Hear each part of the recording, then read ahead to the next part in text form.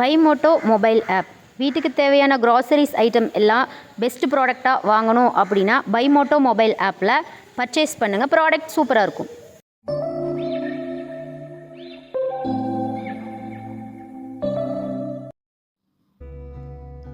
உங்கள் வாழ்க்கையில் உங்களை அவமானப்படுத்தியவங்களுக்கு உங்கள் அமைதியை பரிசாக கொடுங்க. உங்களை வெறுத்தவங்களுக்கு புன்னகையை பரிசாக கொடுங்க. உங்களை ஏமாத்தினவங்களுக்கு மன்னிப்பை பரிசாக கொடுங்க. உங்களை தேவைக்கு பயன்படுத்தியவங்களுக்கு உங்கள் நன்றியை பரிசாக கொடுங்க. ஏன்னா இவங்க எல்லோருமே அவங்களுக்கே தெரியாம யார் யார் எப்படிப்பட்டவங்கிறத உங்கள் ஆழ் மனசில் பதிய வச்சவங்க. உங்களை ஆழமாக செதுக்கியவங்களும் இவங்க தான்.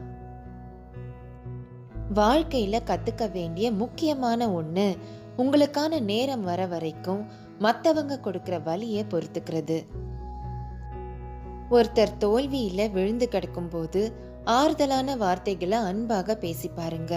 அதை விட புண்ணிய காரியம் இந்த உலகத்துல வேற எதுவுமே இல்லை. உங்களை ஒதுக்குற இடத்துல, உங்களை வெறுக்கிற இடத்துல, உங்க வார்த்தைகள் மதிக்கப்படாத இடத்துல, உங்க செயல்களை போலின்னு சொல்ற இடத்துல உங்களை நீங்க நிரூபிக்க வேண்டியதில்லை. உங்க மனசாட்சிக்கு நீங்க உண்மையாக இருந்தா அமைதியாக கடந்து செல்லுங்க. இதுவே மற்றவங்களுக்கு மிகப்பெரிய பதிலை தரும். யாரையும் ஏமாத்துற எண்ணத்தோட பழகாதீங்க. உறவாக இருந்தாலும் நட்பாக இருந்தாலும் உண்மையாக பழகுங்க. உண்மை, நேர்மை இது எல்லாமே அழியாத சொத்து. காலம் செல்ல செல்லதான் அதனோட மகத்துவம் புரியும். சுயநலம் நிறைந்த இந்த உலகத்துல இறைவனை தவிர மற்றவங்க கிட்ட உண்மையான அன்பை எதிர்பார்ப்பதே தவறுதான். நீங்க விதைச்சதுதான் உங்க எதிர்காலமாக உருவாகும்.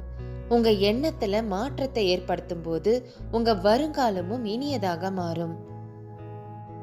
இந்த உலகம் நீங்க நன்மை செய்யும் போது உங்களை கவனிக்காது, தவறு செய்யும் போது உங்களை விமர்சிக்காம இருக்காது. அதனால சிந்தித்து செயலாற்றுங்க.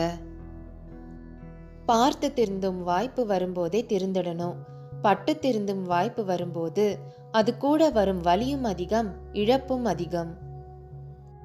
யார் உங்களுக்கு உதவி செய்யறாங்களோ அவங்களுக்கு ஒருபோதும் துரோகம் செய்யாதீங்க. அந்த பாவத்தை நீங்க எங்க போனாலும் கழுவ முடியாது. வென்றவனுக்கும் தோற்றவனுக்கும் வரலாறு உண்டு. வேடிக்கை பார்த்தவனுக்கும் விமர்சனம் செய்தவனுக்கும் ஒரு வரி கூட கிடையாது. உங்க மனசு உடைக்கப்படுற ஒவ்வொரு தருணமும் நீங்க செதுக்கப்படுறீங்க. அதனால அப்படிப்பட்ட வலிகளுக்கு நீங்க நன்றி சொல்ல பழகிக்கோங்க. உங்களுக்கு துரோகம் செய்தவங்களை ஒருபோதும் மன்னிக்காதீங்க. அவங்க திரும்பவும் உங்களுக்கு துரோகம் செய்ய மாட்டாங்கன்னு எந்த உறுதியும் இல்லை. வாழ்க்கையில நம்மள நாம ஏமாத்திக்கிற முதல் விஷயம், நாம பாசம் வச்சிருக்கிற எல்லோருமே நம்ம மேல பாசம் வச்சிருப்பாங்கன்னு கற்பனை செய்து ஏமாந்து போறதுதான்.